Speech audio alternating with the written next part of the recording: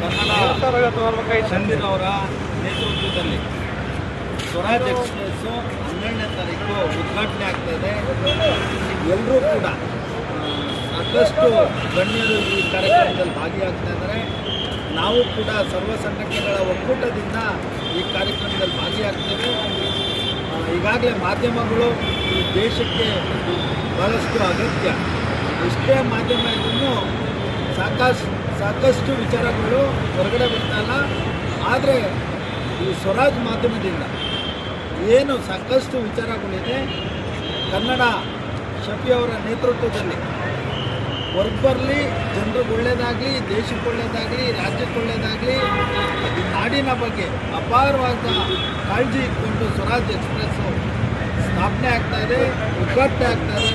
ಈ ಚಾನಲ್ ಭವಿಷ್ಯ ಚೆನ್ನಾಗಿರಲಿ ಅಂತ ಹೇಳಿ ನಾನು ಈ ಮೂಲಕ ತಿಳಿಸ್ತೇನೆ.